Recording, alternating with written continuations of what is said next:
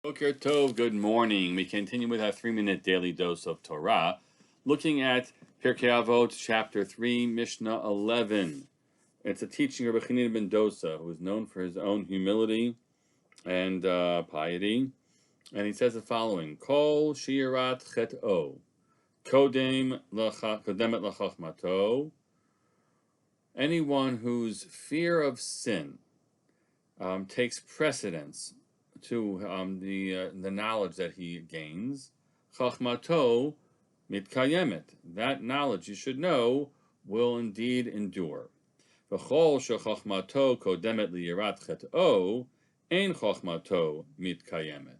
But on the other hand, if your wisdom takes precedence over your fear of sin, you should know that your wisdom will not endure. What's the message that he's trying to convey? In essence, there is a recognition that Jewish wisdom isn't a dry matter. It isn't just the acquisition of more data. It's in the process of study and engagement with the world of wise teachings. That is a religious endeavor. That's why a Jew makes a bracha before you recite, before you study Torah. That's why I put the bracha for Talmud Torah as a link before you click the link for this. I hope you do it. So you recite the bracha for Torah study before you engage in it, as a means of reminding yourself that this is a religious experience.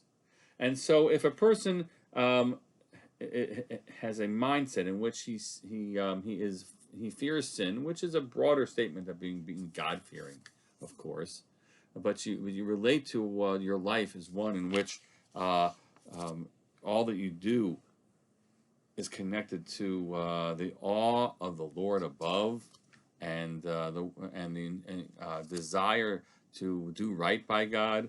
So then the wisdom that you acquire is going to take hold. On the other hand, if that's not the case, if it's somewhere maybe, but it certainly doesn't take precedence that your religious life, but you just want to be, you open the books because you love books and you love ideas, then there's no place for it. There's no kli kibul, as one commentary, the Chazal seem to say. There's no place for it to take hold. And Rav Kahati quotes the verse, the last verse the last verse we read in the book of Kohelet, Sof Davar Hakol Nishma. At the end of it all, okay, all having been heard, he says, Et Elohim Yirah, fear God, Et Mitzvotav Shemor, and observe God's commandments, Ki Zeh Kol Ha'adam. Kohelet was the wisest, smartest man, we're told over and over again, and he has lots of chokhmah, but the chokhmah doesn't really endure as much. It's not what the essence of a life is, and therefore it doesn't really have its kiyum, its endurance. It's the way in which we relate to God Himself and our observance of God's commandments. Have a good day in keeping with this teaching.